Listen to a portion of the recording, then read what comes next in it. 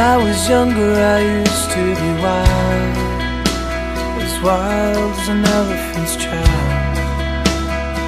No one could hold me down, no one could keep me around. Pada pembelajaran ini kita akan membahas tentang interaksi PL/SQL dengan Oracle Server. Tujuan dari pembelajaran ini yaitu 1. Membuat select statement dalam PL atau SQL, kemudian membuat DML atau Data Manipulation Language statement dalam PL/SQL, kemudian kontrol transaksi dalam PL/SQL, kemudian tujuan secara umumnya mempelajari perintah standar SQL select, insert, update, dan delete dalam blok PL/SQL. Juga dipelajari kontrol transaksi dan menentukan hasil dari perintah DML pada blok PL/SQL. Kemudian kita akan menjelaskan beberapa bahasan di sini. Yang pertama yaitu SQL statement dalam PL/SQL. Di sini pada suatu informasi perlu diekstrak dari suatu database, maka digunakan SQL statement. Prinsip yang berlaku, pada suatu saat informasi perlu diekstrak dari suatu database, maka digunakan SQL statement. Select statement dapat digunakan untuk mendapatkan baris-baris pada tabel, sedangkan perintah DML atau Data Manipulation Language dapat digunakan untuk memodifikasi data pada database. Prinsip yang berlaku pada PL/SQL dalam hubungannya dengan kontrol transaksi dan DML statement di sini adalah keyword end, menyatakan akhir dari PL/SQL blok, bukan akhir dari transaksi. Jadi, satu blok bisa terdiri dari beberapa transaksi. PL/SQL tidak secara langsung berhubungan dengan DDL atau Data Definition Language. Jadi, dalam PL/SQL tidak ada perintah seperti create table, alter table, dan drop table. PL/SQL tidak mendukung DCL atau Data Control Language. Jadi, dalam PL/SQL ini tidak ada perintah seperti grant atau revoke. Selanjutnya adalah SQL statement dalam PL/SQL bentuk umum sintak dari select statement, yaitu di sini kita select list. Select list di sini adalah daftar kolom atau sedikitnya satu, termasuk di dalam ekspresi SQL, fungsi baris, fungsi group. Kemudian into yaitu ke dalam variabel name. Variabel name di sini scalar variabel yang menangani nilai yang dipanggil atau retrieved. Record name di sini yaitu PL/SQL record yang menangani nilai yang dipanggil atau retrieved. Kemudian di sini from tabel adalah nama database atau tabel asal. Kemudian where condition di sini terdiri dari nama kolom, ekspresi, konstanta, dan operator pembanding termasuk variabel dan konstanta PL atau SQL.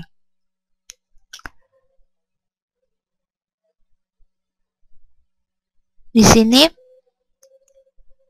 untuk yang tadi, klausa into dalam select statement itu harus ada dan digunakan untuk menentukan nama variabel yang menangani nilai yang didapat dari klausa select. Yang kedua, di sini kita akan memanggil data pada PL/SQL. Berikut ini akan dicontohkan select statement untuk proses retrieving data dalam PL/SQL. Contohnya di sini yaitu kita deklarasikan yaitu variabel dipno dengan tipe datanya yaitu number, value-nya 4, kemudian vLocation ID, numbernya yaitu maksudnya tipe datanya yaitu number dan value-nya adalah 4. Kemudian kita tulis di sini statementnya begin select department ID, location ID into vDepartment number, vLocation ID from tabel departemen, di mana tabel departemennya adalah sales dan N. Di sini kita akan memanggil departemen ID dan location ID di sini ke dalam di sini memberikan hak akses select kepada vDepno dan vLocation. Contoh kedua berikut menggunakan deklarasi dengan atribut %type. Di sini vHiredate kita ambil data itu dari tabel employee, kemudian kolom hire, kemudian V salary kita ambil dari tabel employee dan kolom salary. Kemudian kita gunakan statement di sini, yaitu select hire date salary ke dalam atau into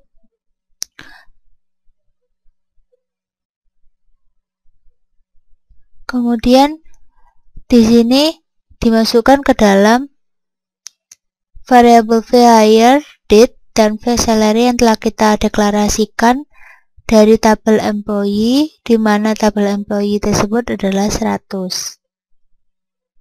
Kemudian contoh ketiga, berikut menggunakan fungsi group yaitu sum untuk mendapatkan jumlah total salary dari semua employee. Di sini kita deklarasikan sum sal dan depno. Kemudian kita select sum salary ini untuk menentukan jumlah dari salary, kemudian V sum sal dari tabel employee dengan kondisi departemen ID yaitu dari tabel employee ini sama dengan nomor V depno, yaitu di sini depno di sini adalah depno yang telah kita deklarasikan yaitu 60. Kemudian kita tampilkan fungsi set server output on ini digunakan untuk menampilkan atau print, yaitu dengan perintah dbms output put line. The sum salary is to char V sum sal. Di sini V sum sal ini akan di convert menjadi to char. Selanjutnya yaitu manipulasi data dengan PLSQL. Manipulasi data di sini kita bisa insert atau menginputkan, update atau modifikasi, delete, hapus, dan merge di sini adalah memilih data, kemudian mengubah dan menyisipkan data. Untuk memanipulasi data yang ada dalam database digunakan perintah DML atau Data Manipulation Language. Insert di sini untuk menambahkan baris baru, update untuk modifikasi baris yang sudah ada, delete menghapus baris yang tidak diinginkan, merge memilih data dari satu tabel, kemudian mengubah atau menyisipkan data tersebut ke tabel lain.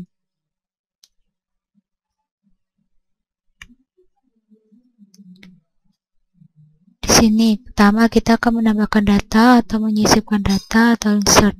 Berikut ini adalah contohnya. Di sini kita awalnya dideklarasikan dulu, kemudian kita tulis statement di sini yaitu insert into employees. Di sini kita memasukkan data di tabel employee yaitu pada kolom employee ID, first name, last name, email, hire date, job ID, salary.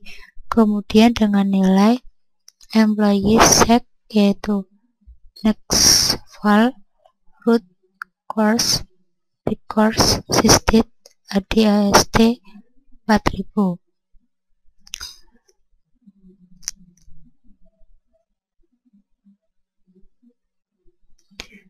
Pada saat menambah baris data ke dalam tabel yang dicantumkan pada blok PLSQL, kita bisa menggunakan fungsi SQL mengenerate primary key dengan menggunakan sequence, menurunkan nilai dalam blok PLSQL, menambahkan kolom yang memiliki nilai default.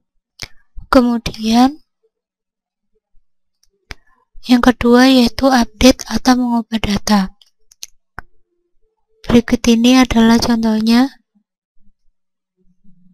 Di sini kita deklarasikan yaitu full increase employee salary percentage. Di sini kita ambil data dari tabel employee yaitu kolom salary yaitu 800. Kemudian kita update tabel J yaitu employee, kemudian set salary sama dengan salary plus full increase yaitu variabel yang telah kita deklarasikan, di mana job ID-nya yaitu stclap. Pada klausa set bagian sebelah kiri dalam kolom file pada tabel, sedangkan bagian kanan dapat merupakan ekspresi. Di sini ini adalah ekspresi yang terdiri dari kolom tabel atau variabel lokal PLSQL. Clause where digunakan untuk menentukan baris yang harus diubah datanya. Baris yang harus diubah datanya, jika tidak ada baris yang dimodifikasi, tidak ada error yang ditampilkan. Penandaan pada program PLSQL selalu menggunakan tanda titik koma. Sedangkan penandaan pada kolom SQL selalu menggunakan sama dengan. Kemudian yang ketiga yaitu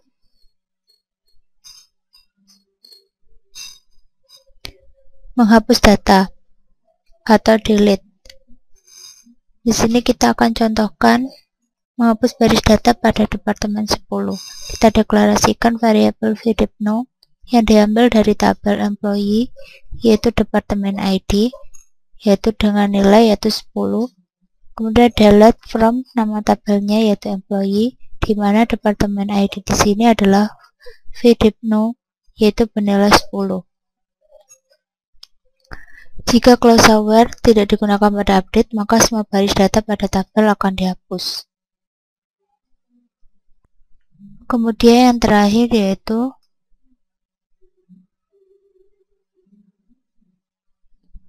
menggabung baris data atau merge. Di sini dicontohkan deklarasi variabel imno yang diambil dari tabel employee dan kolom employee ID yaitu dengan nilai 100. Kemudian di sini kita akan merge di sini kita akan gabungkan tabel dari tabel copy employee dengan tabel first name. Kita merge into copy employee yaitu kita bandingkan dengan tabel employees yang kita deklarasikan dengan C dan E, di mana relasinya employee ID sama dengan yaitu vmno yang telah kita deklarasikan yaitu 100. Apabila antara copy imno dan employees ini adalah sama, maka first name pada tabel copy employee sama dengan first name pada tabel employee, dan last name pada tabel copy employee juga sama dengan last name pada employees. Begitu seterusnya. Apabila kita tidak menemukan kesamaan, kita sisipkan employees ID, first name, last name, dan seterusnya. Jika terdapat kesalahan pada program PLSQL, bukan berarti perintah DML dan perintah lain pada program tidak dijalankan. Bagian lain yang tidak error dapat dijalankan dengan sukses. Pembahasan selanjutnya yaitu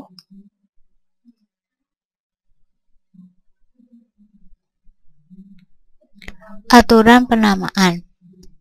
Di sini identify variable yaitu menggunakan vName, contohnya adalah vsal. Konstanta di sini gunakan C namanya, kemudian C increase sal. Kursor nama, kemudian kursor, contohnya employee kursor. Kemudian exception E, kemudian namanya yaitu E, namanya adalah too many. Table type nama, kemudian table type. Di sini employee namanya, kemudian table type. Table name table yaitu nama tabelnya employee, kemudian record type nama, kemudian record type yaitu namanya employee, record type, kemudian record nama, kemudian record. Variabel substitusi dalam SQL plus p name yaitu p sal, kemudian host atau band variabel g name atau g year sal. Menggunakan aturan penamaan akan menghindari ambiguitas pada clause where. Kolom tabel dan nama variabel harus memiliki nama yang unik dan tidak boleh sama. Untuk menghindari ambiguitas, misalnya variabel lokal diawali dengan v underscore, semisal declare yaitu v last name varchar 25. SQL cursor. Pada suatu SQL statement diberikan oleh user, Oracle Server akan membuka suatu area pada memori untuk menyediakan proses parse dan execute dari SQL. Statement tersebut, area pada memori tadi disebut dengan kursor. Di sini ada dua macam kursor, yaitu implicit kursor dan explicit kursor.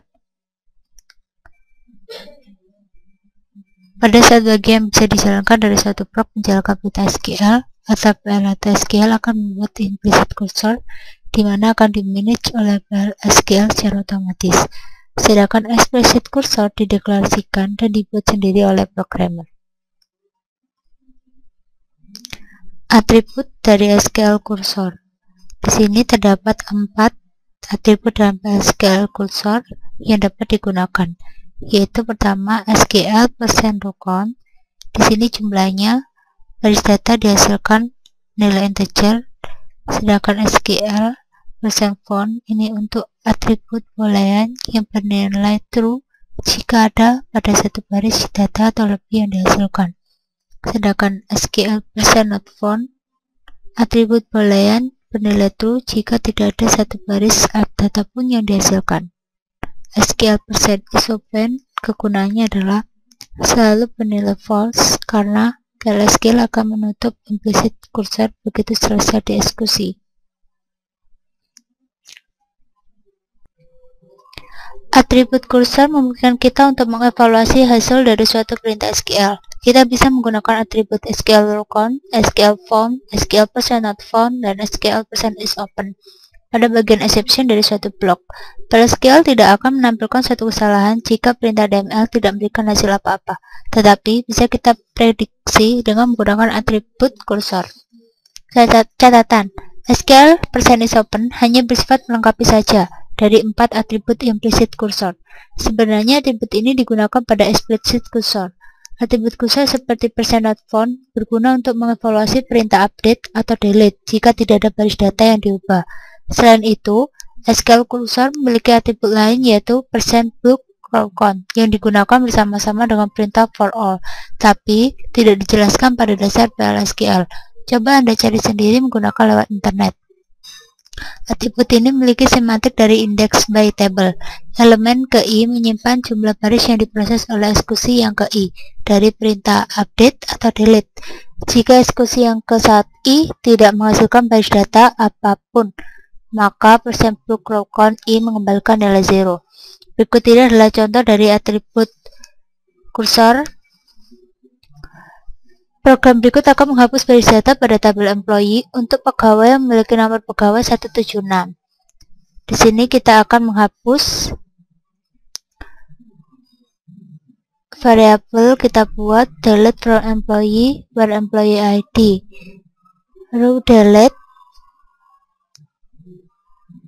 jumlah dari baris data yang berhasil dihapus dimasukkan ke dalam tabel row delete. Ini adalah rocon ini adalah jumlah baris data yang dihasilkan.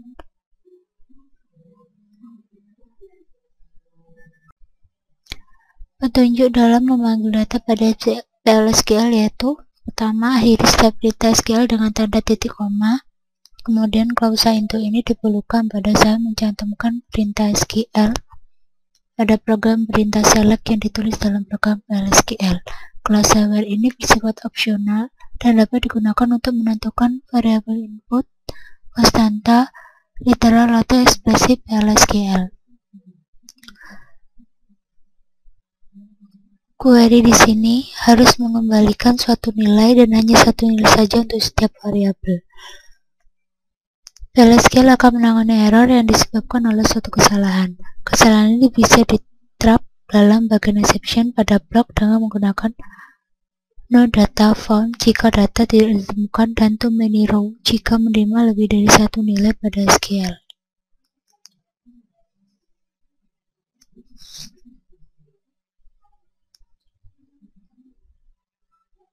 Meskipun setelah klausa select kita bisa menampilkan ekspresi lain, tapi variabel boolean tidak dapat dituliskan di sini.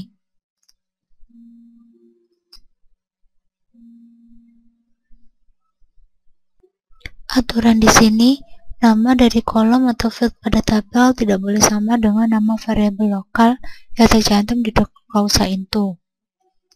Jadi nama pada variabel into ini tidak boleh sama dengan nama variabel lokal, maupun yang terlibat dalam kondisi yang ditulis pada klausa where. Jika pada klausa where di sini nama variabel tidak boleh sama dengan nama variabel pada into dan nama tabel. Untuk mengotak transaksi, penggunaannya itu bisa menggunakan commit atau rollback. Kita bisa mengatur logika dari transaksi dengan perintah commit dan rollback SQL, membuat perubahan pada perintah DML menjadi permanen atau sebaliknya membatalkannya. Sedangkan untuk menandai suatu transaksi digunakan perintah setPoint. When I was younger, I used to be wild as an elephant's child. No one could hold me down. Inilah beberapa contoh soal untuk praktikum ke-18. Soal yang pertama, buat program untuk menampilkan nomor maksimum dari departemen ID. Gunakan fungsi max. Setelah itu, simpan hasilnya dalam bahan variabel gmaxDepNo dan tampilkan hasilnya. Soal yang pertama, di sini kita akan menampilkan maksimum dari departemen ID. Kita coba. Di sini kita akan membuat variabel bind, yaitu dengan sintak variabel, kemudian nama variabelnya adalah gmaxDepNo, kemudian tipe datanya adalah number,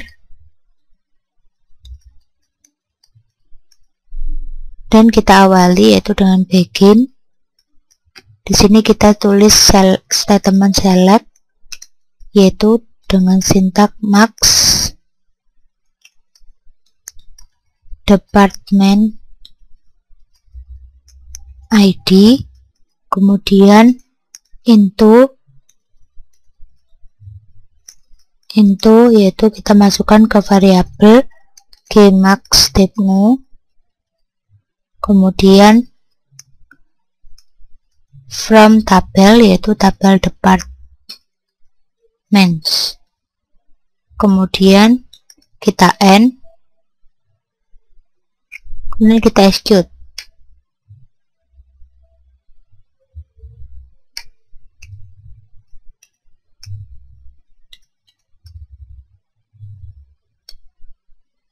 Di sini proses pendeklarasian telah berhasil. Kemudian kita akan print, yaitu dengan perintah print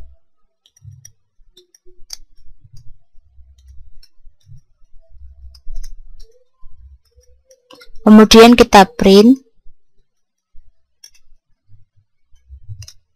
yaitu gmaxDepNo, kemudian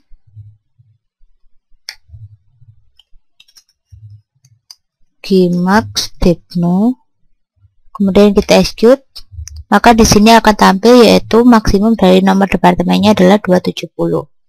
Soal yang kedua yaitu modifikasi program soal nomor 1 dengan menyisipkan informasi departemen baru ke dalam tabel departemen.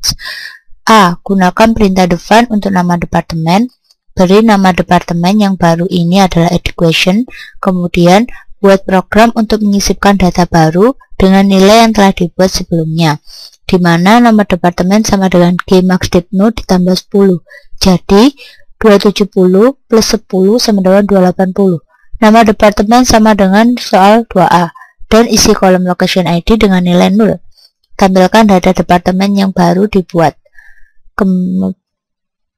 Kemudian soal yang kedua, kita akan menyisipkan pada tabel departemen, data pada tabel departemen, yaitu kita define, kemudian dengan nama depName, kemudian kita begin, kemudian insert into tabel yaitu departments,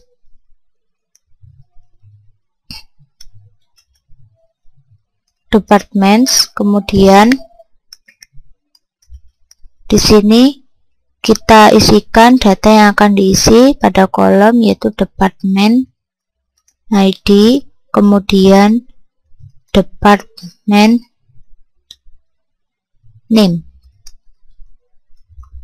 Kemudian value-nya adalah values-nya adalah di sini, yaitu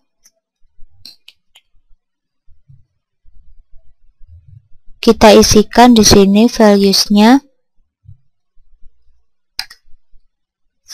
adalah 230. Kemudian kita ketik department name di sini, kemudian kita end. Kemudian kita execute. Kemudian di sini enter value for deep name, yaitu education. Kita continue.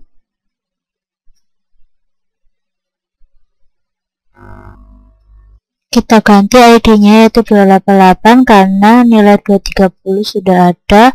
Kemudian kita end. Setelah kita execute di sini, escape procedure successful complete, ini kita telah dideklarasikan.